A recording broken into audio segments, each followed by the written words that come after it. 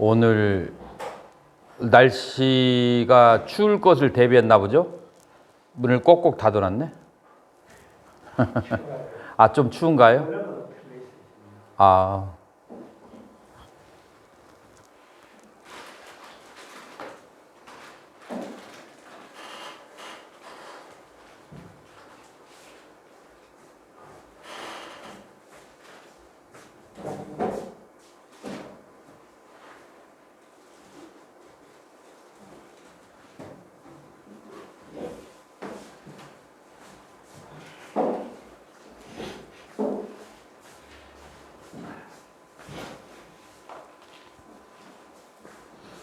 자, 저 노트 58번 금강경의 수행론 만초 스님 한번 읽어보세요.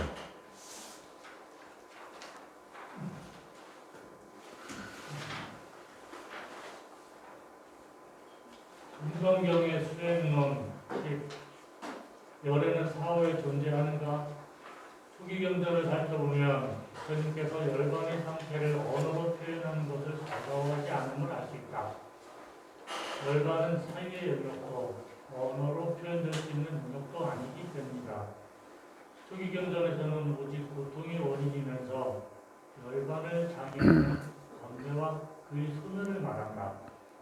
번뇌와 선업은 유의 진재이기에 인과가 성립되고 언어의 영역이다. 그러나 열반의 상태인 유의 진재는 언어의 영역도 아니고 인과를 말할 수도 없는 것이다. 인과학파 역시 오직 진재, 즉 열반과 해체를 다루는 학파이기에 무유의 진재만을 강조한다.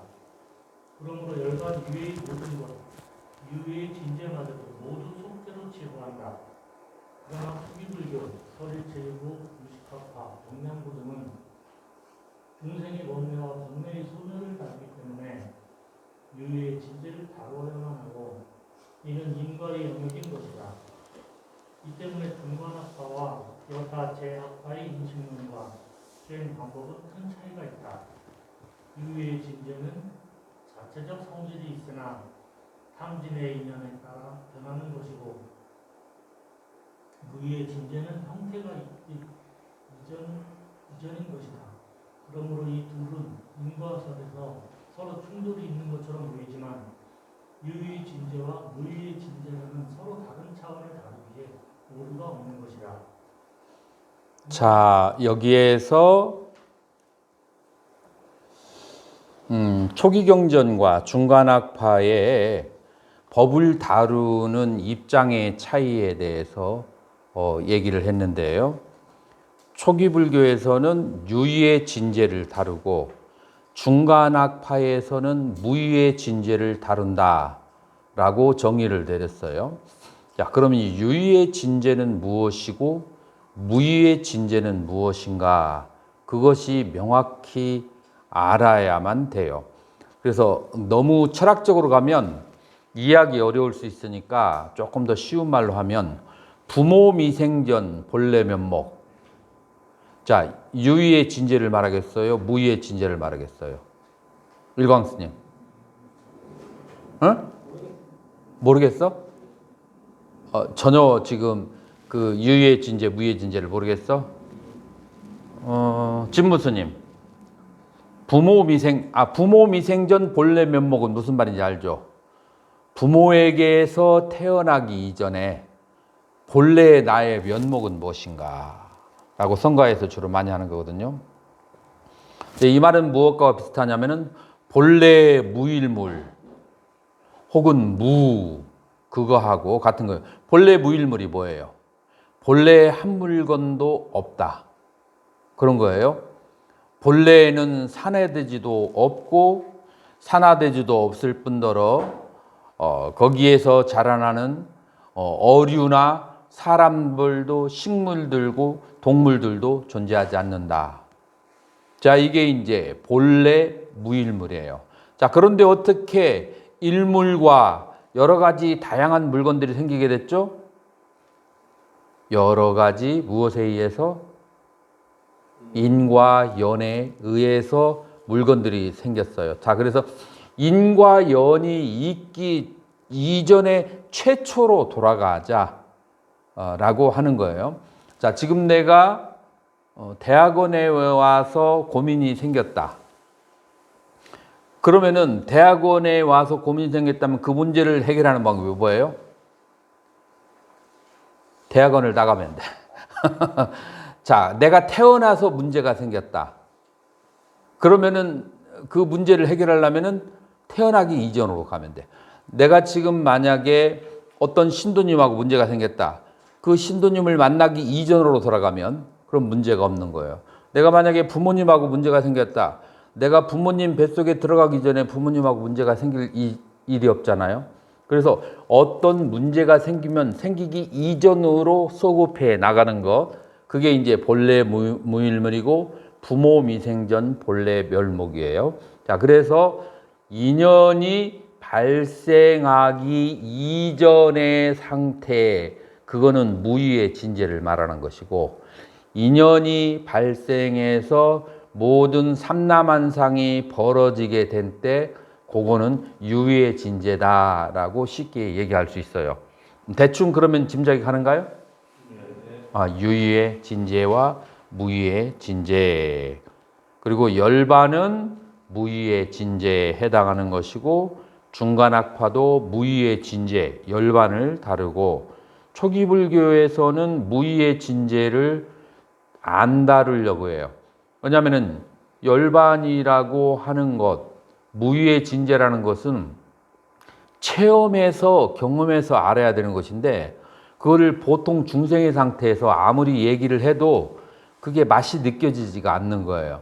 그래서 중생의 상태에서는 가장 간단한 것이, 현실적인 것이 뭐냐면 그 중생이 가지고 있는 번뇌, 그 중생이 가지고 있는 고통과 그 다음에 고통의 원인을 살펴서 번뇌를 소멸하는 것, 이것이 아주 현실적인 거다 이 말이죠. 그래서 초기 불교는 고를 보고, 고의 원인은 번뇌를 보고, 번뇌를 소멸해서 마지막으로 경험되어진 열반은 자기의 경험 세계에 맡겨두자. 그래서 괴로움과 괴로움의 원인과 괴로움을 벗어나는 방법론이라고 하는 고와 집과 도를 위주로 다루는 것은 초기 불교와 설일체 유부의 접근 방법이라고 한다면, 중간학파에서는 너무 그 방법론만 다루다 보니까 본질을, 열반을, 우리의 목표를 놓쳐버리는 성향이 있는 거예요. 그러니까 그 목표에 대해서 강조를 한 것이 중간학파이다. 이렇게 보면은 돼요. 자, 계속 읽어보세요. 금강경 5장에 여래께서 수보리에게 물으신다. 수보리야, 그대는 어찌 생각하는가? 32상과 오온을 칭하여 노래를 할 수 있겠는가? 수보리는 부처님께 아닙니다, 세존이시여. 32상과 오온을 칭하여 노래를 할 수 없습니다.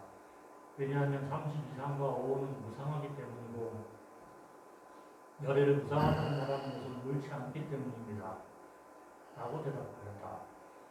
부처님께서는 그 대답에 흡족해 하시고 이렇게 결론을 내리신다. 무릇 32상과 오온은 허망하고 32상과 오온을 떠난 법신은 형상을 떠났기에 허망하지 않나니, 그렇다고 허망한 32상, 오온과 형상을 여린 법신을 떠나서 다시 열애를 말할 수 없는다. 자, 이게 지금 무슨 내용이에요? 열애를 어떤 상태를 열애라고 할 수 있는가? 열애의 색신을 열애라고 할 수 있는가?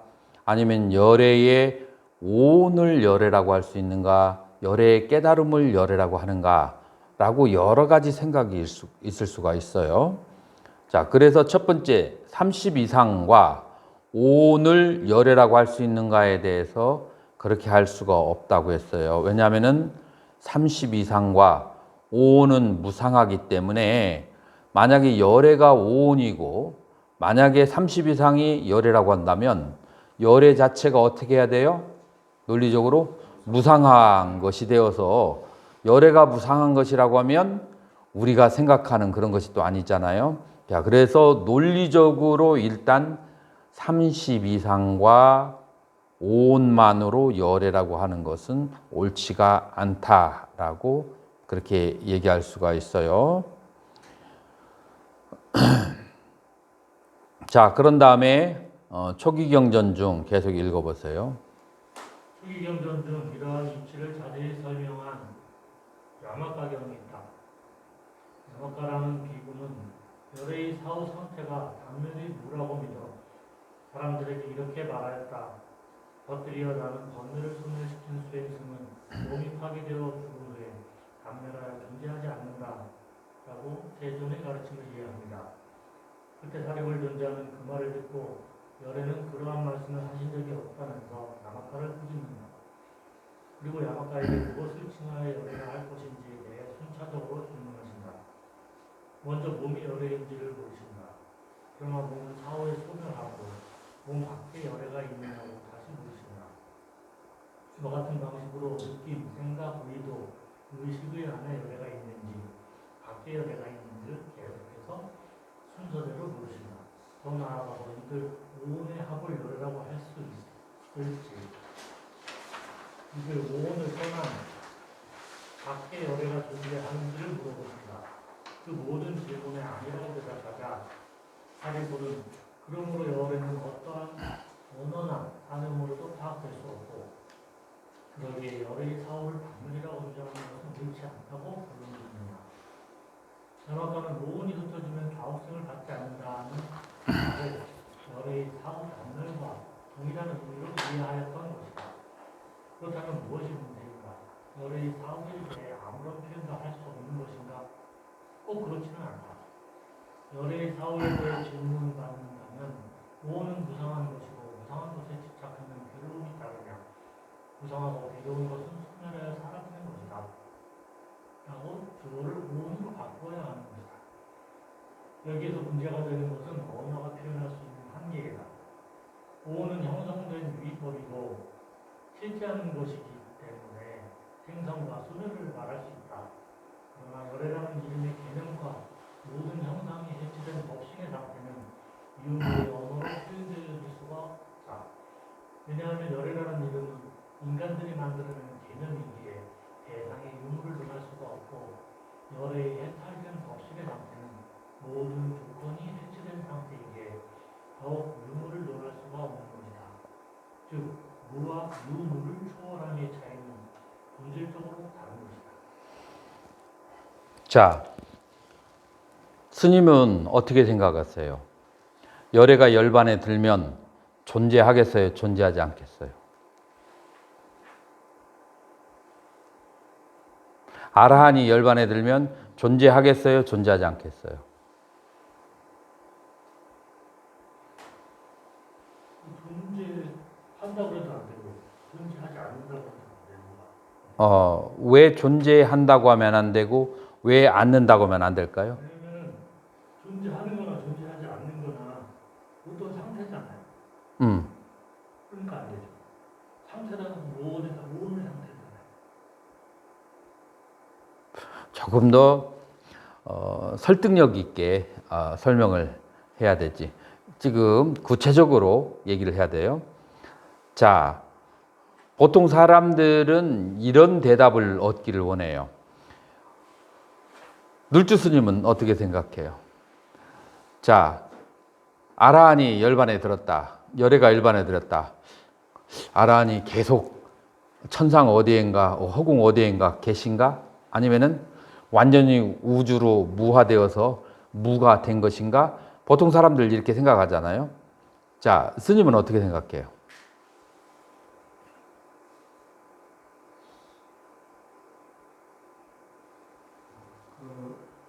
저희가 생각하지 않는 존재로 계신다고 생각합니다. 그러니까 저희가 뭐 이렇게 오온 개공 그런 식으로 이렇게 이해를 하지만, 근데 정확히 초기 불교나 대성 불교를 제가 정확하게 뭘 딱히 따라가지고 이해를 못하고 있는 상황이지만, 이때가 제가 배운 느낌으로 계신 것 같거든요.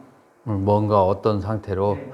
일광 스님은 공은 기수 아프니까 다 돌아갔다고 없어진다고 음, 하고 음. 사람 죽어도 이름을 남긴다처럼 그 사람이 막 법이라든지 법칙 이런 것들은 남는다고.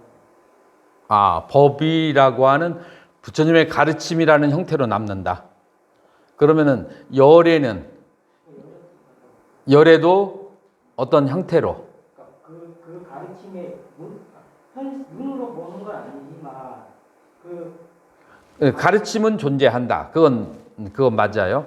자, 그럼 가르침 말고 또 다른 뭐가 존재하느냐? 아라하니 알아도 나름대로 가르침 말고 또 따로 뭔가 우리가 알지 못하는 무엇으로 존재할 것이다. 아, 그 스님도 그렇게 생각해요. 저기 저 스님, 우리 지훈 스님 생각이 궁금하네. 무아로 존재한다. 무아로 존재한다.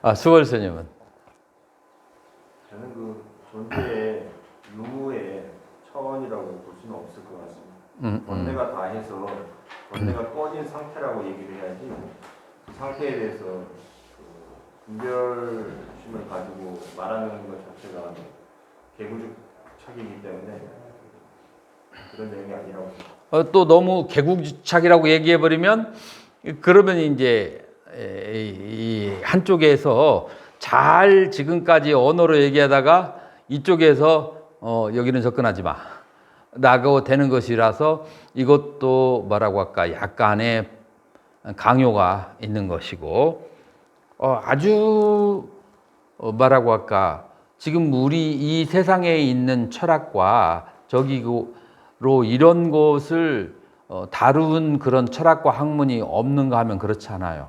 서양 철학이나 아니면 중국 철학에서도 이런 부분을 어느 정도로 언어로 얘기해서 그 부분을 느끼도록 그렇게 해주는 그런 게 발달이 됐어요. 그러니까 우리의 기술이 부족해서 그런 것이지 이런 것을 언어로 말할 수 없는 건 아니에요. 그렇다고 해서 다 표현할 수 있는 건 아니에요.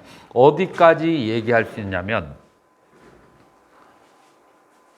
자, 있다라는 것은 무엇인가? 자, 있다는 것은 어떤 상태에야만 있는 것인가? 조건 지워져야만 있어요. 어떤 조건이 형성되었을 때 무엇이 있다라고 얘기할 수 있어요.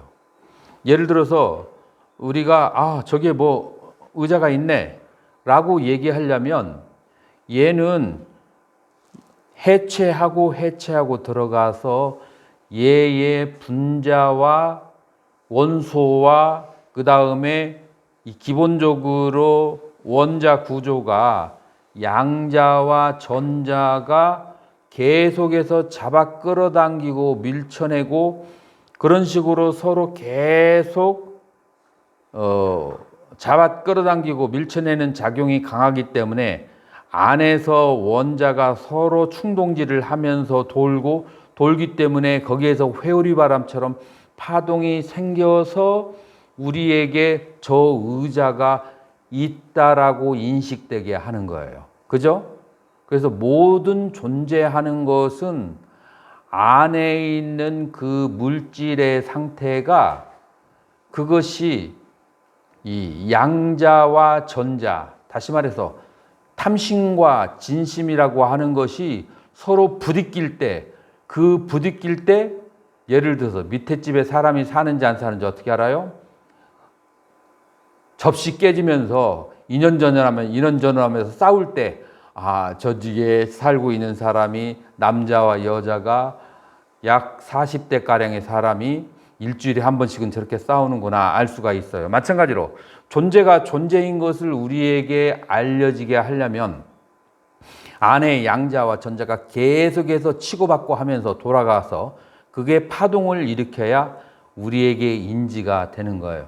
다시 말해서 존재하는 것들은 다 무엇이냐면은 양자와 전자, 다시 말해서 탐심과 진심에 의해서 자기의 존재의 상태를 알려주는 거예요. 그죠?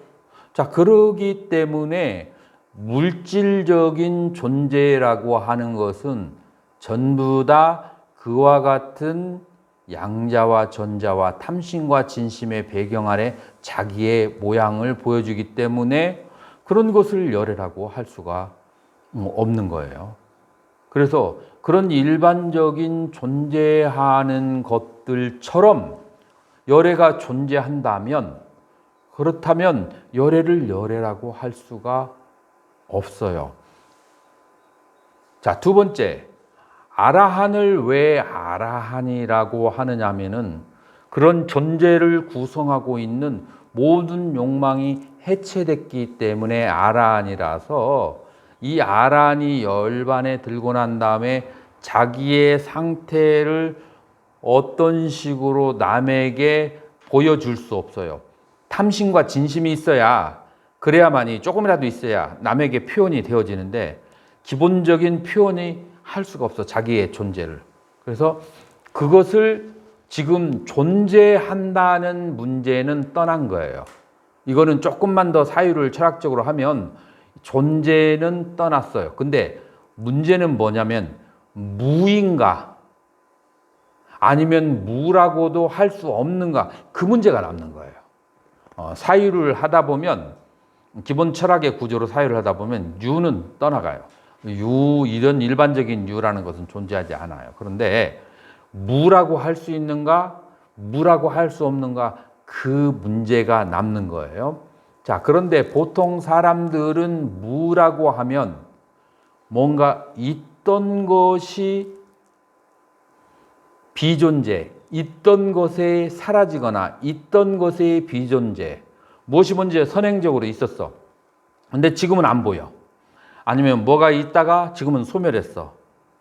이제 이런 경우에 유무를 얘기한단 말이에요. 일반적으로. 가만, 있다, 없다라고 얘기했을 때는 무엇이 없다는 거예요. 그러니까 먼저 앞에 선행되는 무엇이 있어야 돼. 그런데 지금 여기에서 문제점은 뭐냐면 선행되어지는 열애가 열반에 들기 이전에도, 아라한이 열반에 들기 이전에도 무언가로 표현되어질 수 있는가, 뭐라고 말할 수가 있는가, 있다 없다로 표현되어질 수 있는가, 그 문제가 되는 거예요. 그죠? 자, 그렇게 보았을 때 이제 아라한이라고 했을 때 아라한은 세 가지 종류가 있어요. 하나는 언어로 아라한, 그 다음에 두 번째로는 오온으로의 아라한, 세 번째로는 어떤 아라한이 있죠? 아라한의 번뇌로부터 해탈되어진 상태의 아라한. 우리는 세 가지로 얘기할 수가 있어요. 근데 언어의 아라한이라고 하는 것은 언어 자체는 생멸하지 않아. 그렇기 때문에 유무를 말할 수 없어요. 그래서 그건 떠나버려요. 만약에 번뇌로부터 자유로워진 해체된 아라한을 얘기한다면 그 해체된 아라한은 물질이 해체되고 정신이 해체됐기 때문에 그 무엇으로도 우리는 잡아낼 수가 없어요. 그렇기 때문에 이 번뇌로부터의 해체 아라한 역시 유무로 말할 수가 없어. 그러면은 무엇만 유무로 말할 수 있는가? 오온이 생했다, 오온이 소멸했다 라고 그렇게 말할 수가 있는데, 이 오온이 아라한인가, 오온이 열애인가 라고 질문을 했을 때 오온은 아라한이에요? 아니면은 아라한이 아니에요? 일광스님. 아라한이 아니에요. 그래서 아라한을 말할 수 있는 세 가지, 이름, 아라한의 상태, 그 다음에 오온, 이 세 가지 어느 것으로도 살아있을 때도 아라한이 무엇라고 유무라고 말할 수가 없어요. 그러나 우리가 아라한을 얘기할 때 오온이 생했다가 오온은 흩어졌습니다. 거까지는 열애에 대해서도 온으로 이렇게 우리에게 보여주다가 온이 흩어졌습니다 라고 거까지 얘기할 수 있는데, 아라한이나 열애의 이름의 유무, 아라한이나 열애의 경지의 유무, 이런 것은 논리적으로 말하는 것이 합당하지가 않다라고 하는 거예요. 이게 쉬우면 아주 쉽고 어렵다면 아주 어려울 수 있는데, 어떻게 지금 내가 설명한 것이 필름처럼이라도 잠깐 납득이 됐나요? 잠깐 납득이 됐으면 그 공덕이 굉장히 큰 거예요. 이제 그것을 계속 이 글을 보면서 관하면 그 이치가 이제 터득이 되고, 이 이치가 터득이 안 된 사람들은 그러면은 뭐 아주 이상한 나라에서 이상한 언어를 구사하면서 이상한 식으로 그 뭐라고 할까, 오해를 하는 그런 이제 저기를 하게 돼요. 이게 이제 정통적으로 이제 우리 불교에서 열애를 대하는 자세, 금강경에서 열애를 대하는 자세다라고 할 수 있는데, 어디 그 만초 스님 어떻게 조금 그 답변이 만족스러운가요? 네, 그죠? 매우 만족스러워요. 설명한 보람이 있네. 자, 그러면은 읽은 김에 그 다음 번도 59번도 한번 읽어보세요. 금강경의 수행론 11 가르침과 뗏목의 비유. 금강경 6장에 그대 비구들은 나의 설법을 뗏목의 비유처럼 알라. 옳은 법도 오히려 반드시 버려야 하물며 그런 법이겠는가 라는 말씀이 있다. 마지막이가의 물뱀의 비유경에서도 역시 같은 말씀이 있는데, 비구들이여 건너가기 위하며 집착하기 위한 것이 아님을 보여주기 위해 뗏목의 비유를 설하였다. 비구들이여 참으로 뗏목의 비유를 아는 비구들은 가르침마저 버려야 하물며 가르침이 아닌 것입니다. 금강경은 초기 명전처럼 무집착을 설하는 가르침이다. 그 대상이 6개, 3개, 2개 아무리 좋은 것이라 할지라도 집착하지 말아야 하고, 좋지 않은 것은 더더욱 집착할 일이 없는 것이다. 그것은 마치 다이아몬드와 같다. 다이아몬드가 아무리 값비싸고 좋다 할지라도 돈 속에 들어가는 고통을 주는 것처럼 법에 집착하는 고통이 있으므로 집착하지 말아야 한다는 것이다. 여기에서 법은 부처님의 가르침, 즉 대소승의 모든 경전에 있는 가르침을 말한다. 일반으로 인도하기 위하여 중생의 근기에 맞추어 설한 여러 가르침이고, 그러한 법들에 대한 집착이 없어야 한다는 것이다. 왜 법에 집착하지 않아야 하는가? 부처님의 법은 중생의 근기에 맞춰 설하신 것이기에 사람마다 필요한 법이 각각 다른 것이다. 그러나 한 법에만 집착하게 되면 다른 법은 모두 다 그러다 하게 되어 다른 근기를 가진 분들과 법을 맺히는 마법을 짓게 된다. 그러므로 법에 집착하지 말아야 한다.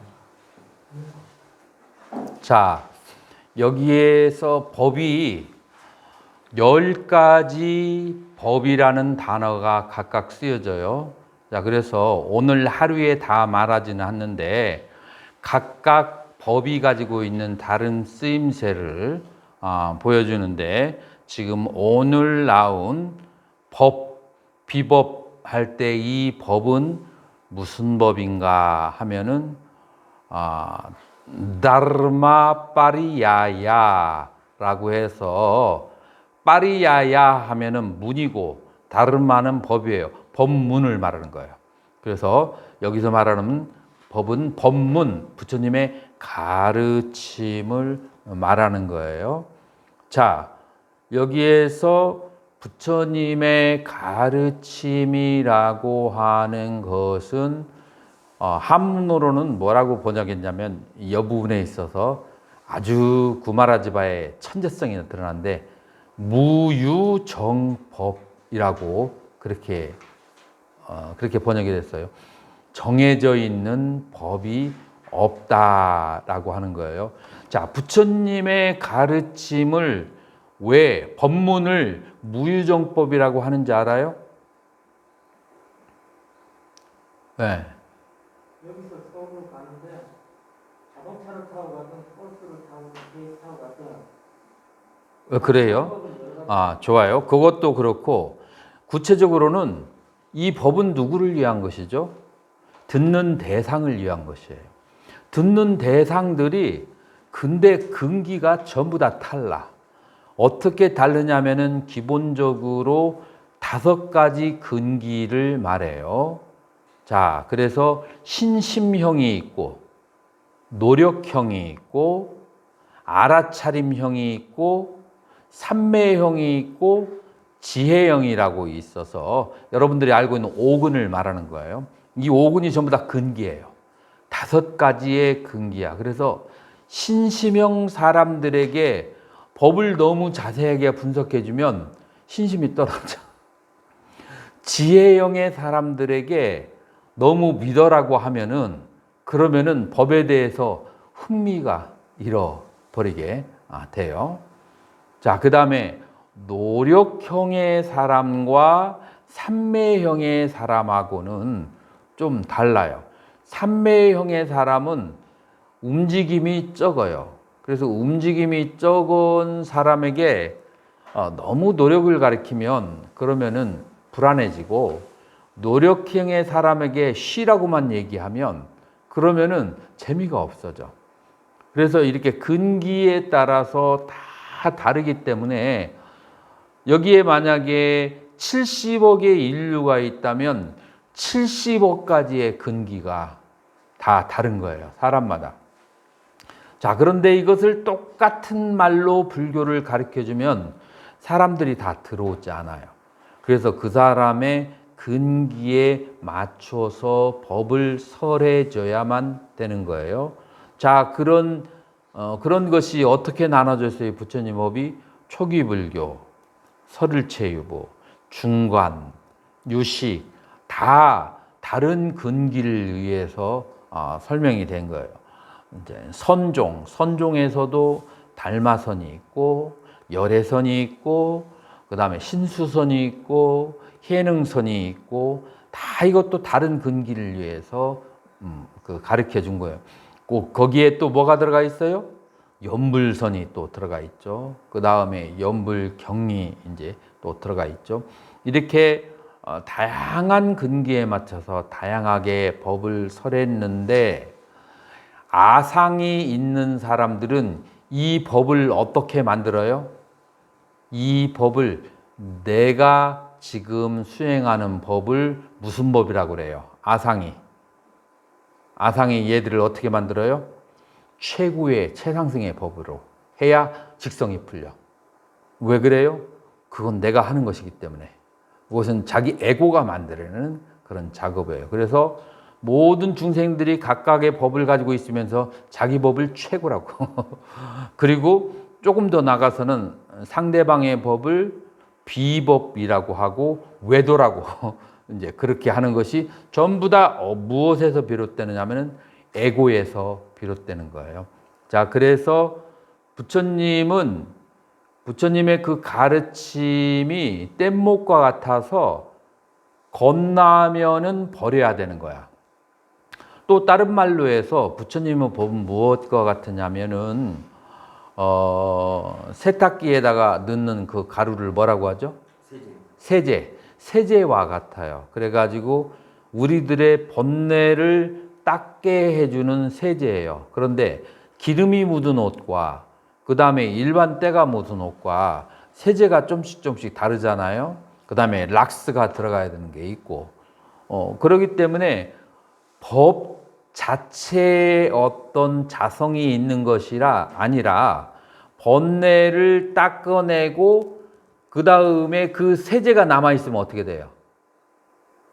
옷을 닦아놓고 그 세제가 거품이 남아있어. 그러면 그것 자체가 또 다른 번뇌가 되고 때가 되는 거죠. 그래서 그 번뇌를 닦았으면은 그 세제마저도 씻어버려야 되는 것처럼 내가 어떤 경지에 가면 내가 타고 왔던 그 법마저 놓아버려야 된다는 거예요. 자, 놓아버린다는 것이 뭘 말하는 거예요? 그러니까 부처님 법이 필요 없다는 거예요? 그러면은 이거 어떻게 하라는 거예요? 그러니까 내가 탔던 배는 놓아버리고 중생들을 살펴보고 중생들의 근기에 맞는 그런 탈 것을 얘기를 해줘야 되는 거예요. 성문의 근기에 맞는 사람의 성문에, 보살의 근기에 맞는 사람은 보살로, 선종의 근기에 맞는 사람은 선종으로, 연불의 근기에 맞는 사람은 연불로, 그렇게 방편으로 그렇게 가르쳐 주라는 의미에서 법을 버리라는 것이지, 법하고 이제 담 쌓으라는 얘기가 아니죠. 다만 중생을 처할 때 내가 타온 것만이, 내가 타고 온 것만이 최고의 것이라고 그렇게 집착하는 것은, 그것은 아직 경지에 도달하지 못한 것이다 라고 하는 것이고, 지금 이 금강경에서는 나중에 불교가 부파로 나눠지면서 내 법이 최고다라고 하면서 서로가 머리 터지게 싸울 것을 예견하면서 그런 짓을 하지 말아라. 왜냐하면 이 법이라는 것 자체도 세제와 같고 뗏목과 같아서 그 번뇌를 닦게 해주기 위한 것인데, 서로 탈 것이 다른 사람과 번뇌가 다른 사람에게 다른 그 세제와 다른 그 탈 것을 강요하면서 그러면서 내 법만이 최고라고 하는 그런 오류를 범하지 말아라 라고 하는 그런 측면에서 이 뗏목의 비유를 가졌는데, 그런데 실제적으로 만초스님, 어떤 수행을 하는 사람이 내 것이 최고라고 하지 않는 사람이 그러기가 드문가요? 거의 없어요. 왜 그럴까요? 그 사람이 왜 거기에 그렇게 최고라고 집착을 해야 될까요? 자기가 그 관문을 통과가 안 돼서, 자기가 그 법을 집착하지 않으면 자기가 흔들릴까 봐, 자기 경지가 부동의 경지가 아니고 흔들리는 경지이기 때문에 자기 법에 그렇게 국집하고 집착하게 되는 거예요. 그러니까 다시 말해서 법을 가지고 집착하는 사람에게 미워하지 말고 뭐를 해야 돼요? 연민심을 가져야 돼. 아직 경지가 안 돼서 저렇게 집착하지 않으면 자기 자신이 흔들릴까 봐 저렇게 최고라고 집착을 하는구나 라고 그렇게 생각을 해야 된다 이 말이에요. 자, 그러면 이제 법이라는 것은 이런 것인데, 그러면 비법이라고 하는 것은 무엇인가? 계속 읽어보세요. 그러면 비법은 무엇인가? 물병의 비유형에 나타난 비법은 이러하다. 첫째, 비법이란 부처님께서 꾸짖으신 모든 감각적 쾌락의 욕망과 착한 생각들이다. 이는 부처님께서 즐거움을 적으나 괴로움과 근심이 많으며 재난은 더욱 많다고 설하신 것이 비법입니다. 수행자가 이러한 감각적 쾌락의 욕망에 사로잡히는 것을 부끄러워해야 한다. 둘째, 비법은 바르지 못하게 잡은 법, 잘못 집착한 법이다. 마치 뱀의 머리를 잡지 않고 꼬리를 잡으면 뒤돌아서 손과 팔을 모는 것처럼 부처님의 가르침을 잘못된 의도로 듣고 배우는 경우를 말한다. 여기서 잘못된 의도라 함은 남보다 잘난 체 하기 위하여 법을 배우거나 남의 허물을 찾아내기 위하여 또는 논쟁에서 이기기 위해 법을 공부하는 것 등을 여러분들 인생에서 그런 사람 본 적 있어요? 유를 공부하는 이유가 어떻게 하면 다른 대중들을 때려잡을까 생각해서 유를 열심히 그렇게 공부하는 사람도 있고, 또 논쟁에서 이겨서 자아의 성취감을 갖기 위해서 열심히 공부하는 사람도 있고, 그 다음에 나는 이걸 봤다라고 잘난 체 하기 위해서 경을 보는 경우. 자, 이런 경우는 뱀을 잡았는데 어디를 잡은 거예요? 꼬리와 몸통을 잡은 경우야. 그러면은 머리가 돌아와 가지고 자기를 물어. 그래서 부처님의 가르침을 배우긴 했는데 오히려 그 가르침이 자기 자신을 번뇌로, 고통으로 이끌게 하는 그런 경우를 그것을 두 번째 종류의 비법이라고 하고 오용락을 즐기는 생각을 비법이라고 하고 자 그리고 세 번째 비법은 뭔가요? 어떤 사람이 이러한 의도로 법을 듣고 공부하면 그 법이 뱀의 꼬리를 잡은 것처럼 보여 스스로에게 고통을 준다는 것이 두 번째 의미의 비법이다. 셋째 경우의 비법은 구원 중에 하나 혹은 구원의 합을 나 혹은 나의 것이라고 생각하고 집착하는 것을 말한다. 사람들은 타인이 자신의 몸을 다치게 하거나 느낌이나 견해와 욕망 등을 거스르면 죽일 듯이 달려드는데 그 이유는 구원을 자신과 동일시하거나 자신의 것이라고 생각하기 때문이다. 이러한 잘못된 견해, 즉 아상이 세 번째 의미의 비법이다. 이처럼 비법은 감각적 쾌락의 욕망에 빠진 비법, 삿된 의도로 법을 공부하는 비법, 그리고 아상에 집착하는 비법 등이 세 가지이다. 이러한 비법들은 사람을 고통으로 이끄는 것이다. 진리를 보게 하고 해체와 해탈로 인도하기 위하여 설하신 가르침이 법이다. 이 법들은 해탈을 위한 도구이기에 이미 해탈한 이들에게는 저 언덕에 건너간 자의 뗏목처럼 더 이상 필요하지 않은 것이다. 그러므로 피경에는 그 법에도 집착하여 머무르지 않아야 하는 것이다. 법에도 집착하지 않아야 하는데 하물며 삿된 욕망이 비법에 빠져 집착하는 것은 더더욱 옳지 않다는 것이 이 가르침이 유전인 것이다. 십지경에 보면 공을 성취한 보살이 종사섭을 실천하기 위하여 여러 가지 다른 모습을 취하여 인생을 제도한다. 그것은 해탈을 성취하여 더 이상 법에 연연하지 않아도 되는 인간들의 모습이다. 그러나 비법인 우욕락에 빠져 나오지 못한 사람이나 명예욕심이 삿된 의도와 아상을 걷지 못한 즉 저 언덕에 건너가지 못한 사람이 법을 존중하지 않고 법을 놓아버리는 것은 큰 바다를 항해하는 자가 대체 없이 바다 한가운데서 배 위에서 뛰어내리는 것처럼 무모하고 어리석은 일인 것이다. 자 여기에서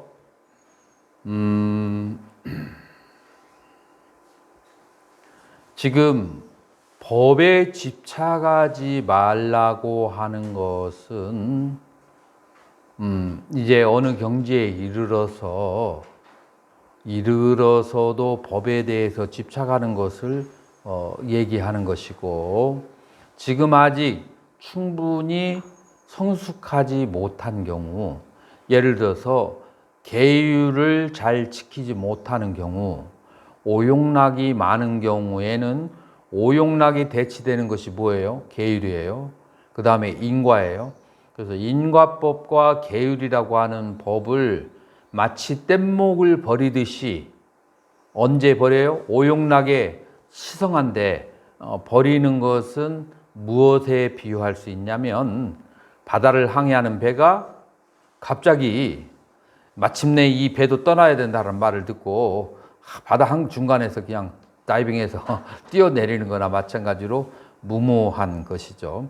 배가 저 언덕에 건너간 다음에 이 배에서 내려야만 되고 배를 버려야 되는 거죠. 자, 그래서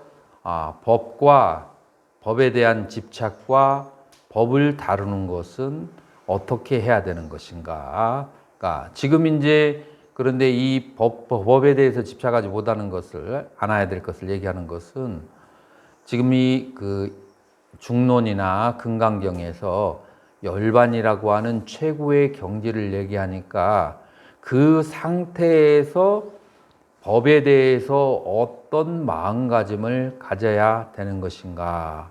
자, 그런 것을 얘기하는 거예요. 자, 눌주스님 60번 한번 읽어보세요.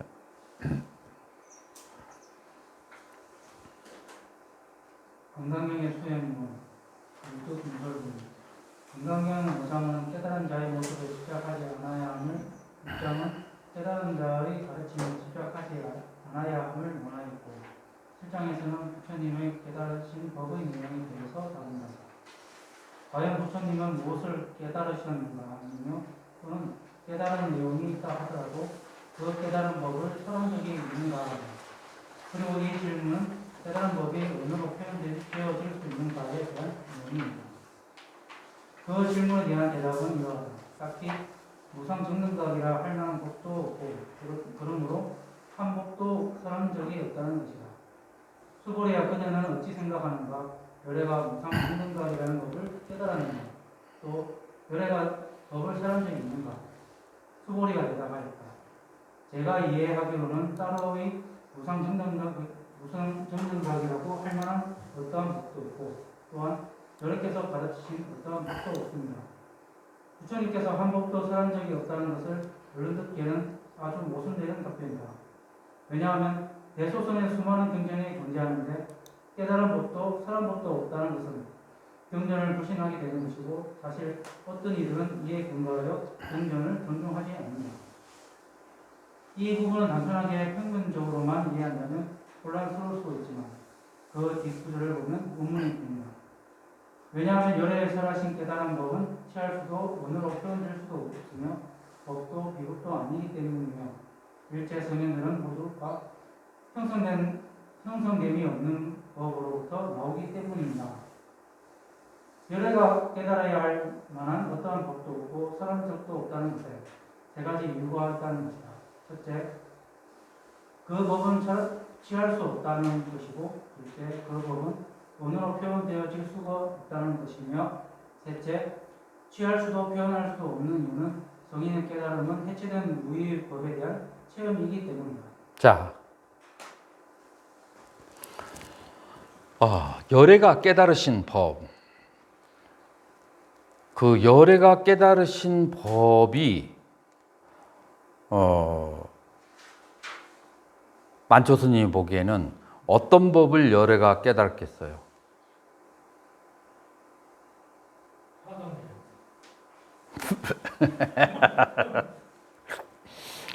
지금 이제 스님이 대답한 사성제는 고진멸도 가운데 도에 해당하는 거예요.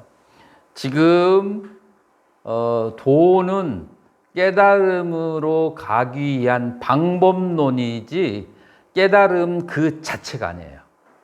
이것은 이제 방법론이야. 그래서 지금 여기도 질문이라고 하는 것은 무슨 방법으로 무엇을 타고 열애가 이쪽으로 왔느냐가 아니라 열애가 깨달은 그 깨달음의 그 당체는 무엇이냐. 그러니까 열반의 상태를 물어보는 거예요. 열애가 깨달았다고 하는 그 상태는 무엇인가 그걸 물어보는 거거든요. 그건 뭐겠어요? 열애가 깨달은. 그래서 그 멸생자라는 것은 무엇인가? 그 멸생제에 대해서 설한 적이 있는가? 없죠. 왜 없죠? 멸성제라고 설하긴 했는데 멸성제가 뭐냐라고 왜 그 말 안 하셨죠? 그 대승경전에서는 설한 것이 좀 비슷한 게 있죠. 열반경에서 뭐라고 설했어요? 대승 열반경에서. 자, 초기 경전에서는 뭐라고 하냐면 이 현상계가 무상고 부정 모하다라고 그렇게 얘기를 해요. 무상한 것이고 괴로운 것이고 부정한 것이고 거기에는 참된 아가 없다. 이것이 이제 현상계예요. 그러면은 이제 열반경에서는 열반의 상태는 무엇이냐? 라고 했을 때 부정하지 않고 괴롭지 않고 무상하지 않고 그러면서 무자성이지 않고 라고 반대로 얘기한 거예요. 이것이 없다라고 얘기한 것이기 때문에 열반경은 우리가 생각하는 것처럼 열반의 상태를 긍정적으로 표현한 게 아니에요. 열반의 상태가 이 현상계에 있는 그것들에다가 마이너스인 것이 열반이다 라고 얘기한 것이 상나 과정이에요. 그래요, 안 그래요?